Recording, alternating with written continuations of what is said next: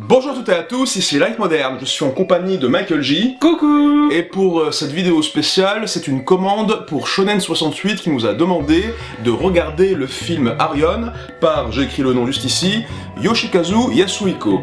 Yoshi?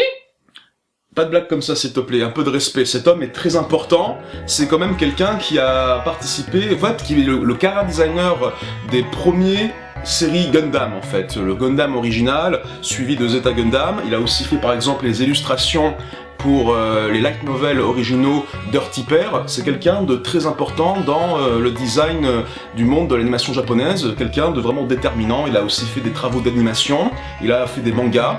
Par exemple, en plus de son intérêt pour la mythologie grecque, comme on verra dans Arion, il s'est aussi intéressé à d'autres formes de récits mythiques et historiques. Notamment, il a fait un manga sur Jeanne d'Arc et sur Jésus. Voilà. Le dessinateur de Gundam a fait la vie de Jésus. Ah, j'ai quelque chose à dire, c'est waouh. La classe.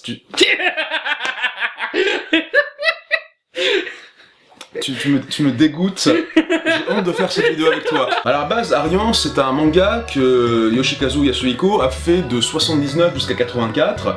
Ça parle de l'histoire d'un jeune homme qui serait supposément le fils de la déesse Déméter, la déesse de la terre de l'agriculture, et du dieu Poséidon, le dieu de la mer.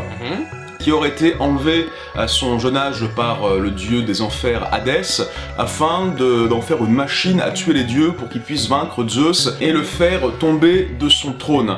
Le truc, c'est que Arion sera en fait baladé d'un camp à l'autre, il se rend compte qu'en fait ce n'est qu'un pion à l'intérieur d'un énorme jeu d'échecs entre les dieux, façon Clash of the Titans, tu vois, et en fait il en a marre, et il va décider, je vais tous vous buter la race, j'en ai marre de vos gueules, et je vais récupérer ma sœur et la baiser.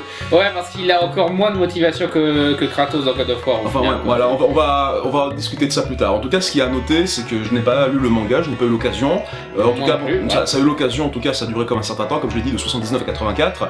Et c'était dessiné par Yoshikazu Yasuhiko lui-même en fait. Et du coup, de sa propre initiative, il a décidé de faire lui-même sa propre adaptation de son propre manga. Du coup, il a décidé de résumer, je ne sais pas combien de tomes, sur combien d'années, au moins en 2 heures. J'imagine qu'il a quand même, en autant de temps, il a dû écrire beaucoup pour ce manga. Et résumer ça quand même en 2 heures, ça devait être quand même sacrément sportif. Ouais. Et je pense que ça s'est un peu vu, malheureusement il y avait des difficultés. Bah honnêtement, encore une fois, je n'ai pas lu le manga, mais j'ai vraiment ce sentiment qu'il a enlevé des trucs qu'il aurait été important de garder, mais qu'il a gardé des trucs qu'il aurait dû enlever. Parce qu'il y a pas mal de trucs, comme par exemple le personnage d'Hercule, les personnages qui s'incrustent dans l'équipe et qui au final sont totalement oubliés dans le fond, voilà, des tas de trucs comme ça qui ont été moins intéressants à mettre que genre développer la personnalité d'Arion, lui donner un peu plus de motivation, etc. Mais voilà, c'est pas vraiment l'adaptation la plus judicieuse qui soit, quoi. Même si t'as pas lu le manga, tu le vois, quoi. Ouais, ça donne vraiment l'impression, en fait, vraiment d'essayer de faire rentrer énormément d'informations dans le même film, mais que... Même pas, parce que voilà. Beaucoup d'informations sont zappées pour des trucs superflus. Bah après, certaines informations aussi, je pense qu'il y a quand même des essentiels qui ont essayé d'être véhiculés de façon, on va dire que pratique et commode, par exemple à travers des transitions en sépia, les fameuses transitions sépia, il y a des moments où en gros tu as des très jolies illustrations. Des freeze frames très animés, voilà, comme dans Pokémon et tout, là. Il y a plein d'autres exemples aussi, hein, voilà, des harmonicelles comme... Moi j'ai surtout des exemples de Monster Hunter, mais c'est un petit peu obscur je crois comme référence. Les vrais savent. Les vrais savent. Mais voilà, il y a des freeze frames, il y a des harmonicelles, il y a des moments où tu as des belles illustrations fixes en beige sépia qui défilent de haut en bas, de droite à gauche, tu vois, un petit peu comme pas mal de séries documentaires avec des voix off, tu vois, et donc t'as une voix off qui explique ce qui s'est passé entre temps pendant l'ellipse. Excusez-nous, on n'avait pas le budget de montrer toute l'histoire, donc on va passer direct à ce moment parce que.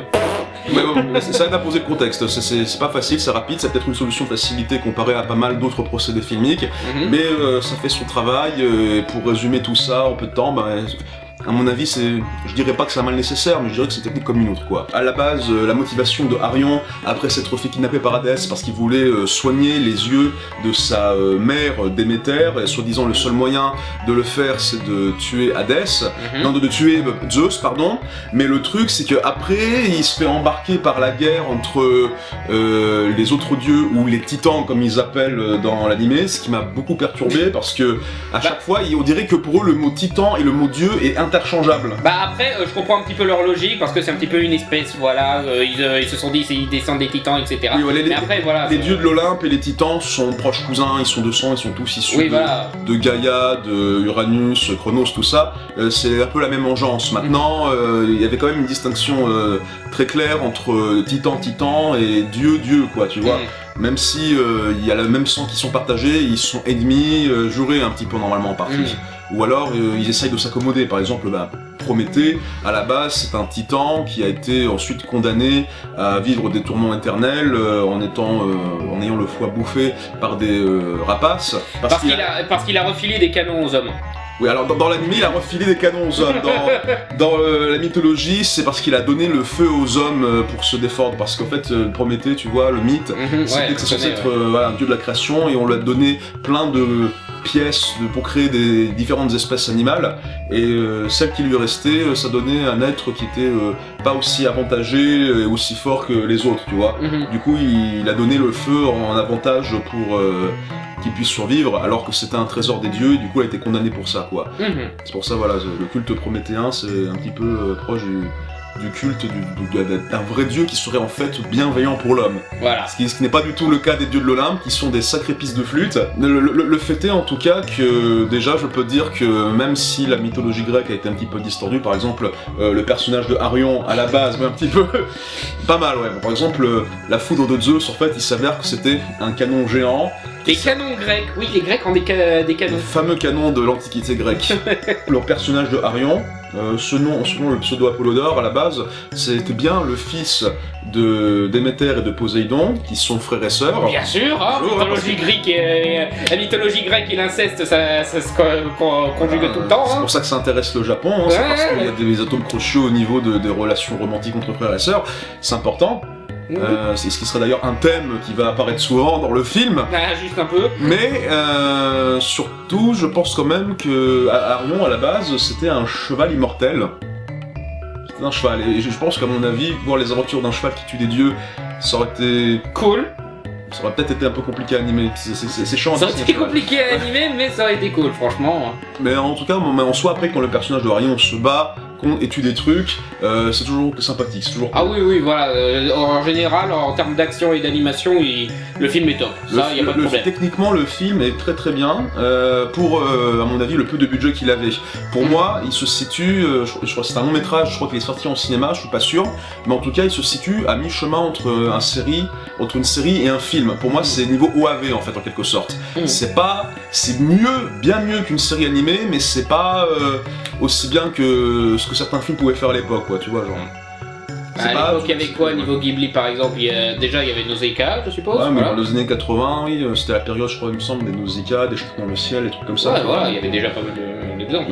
Il me semble, si je raconte de la merde, je mettrai des mots d'excuse. Oui, voilà, mais voilà, mais il y avait déjà des animés qui étaient un peu plus poussés techniquement en sortie salle en tout cas. Mais n'empêche, les décors sont extrêmement beaux, les personnages sont détaillés, là où Ghibli justement ont des personnages très simples, simples, ronds, avec des traits clairs, tout ça. Ce qui fait leur charme, voilà. Ce qui fait exactement leur charme et qui donne une ambiance et ça marche très bien et c'est bien pour l'animation, c'est plus facile. Eux, ils ont opté pour des modèles de personnages beaucoup plus complexes, avec des différents dégradés d'ombre sur leur visage et sur leur corps, une anatomie un peu plus réaliste, tout ça. Mais après, on reconnaît quand même le style du chara-designer, évidemment, de Gundam, dans sa façon de dessiner les yeux, le nez, les faces, surtout. Les casques, et le casque, c'est vrai, à Arès, à un moment, il avait un casque avec un crâne au milieu, mais la façon dont ça cachait les yeux et tout ça, on dirait du Char Aznable, quoi. Voilà, avec les yeux blancs et tout, quoi. Voilà, et si vous ne comprenez pas quand je dis Char Aznable, pour ceux qui ont regardé M6 début 2000, Gundam Wing, Zack Merkys, voilà. C'est la seule série que j'ai à peu près vue chez Gundam. Bravo, tu viens de confirmer devant tout le monde que tu étais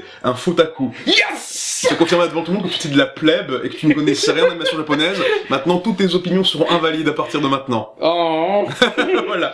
Non, allez, c'est pas grave, je plaisante. Voilà.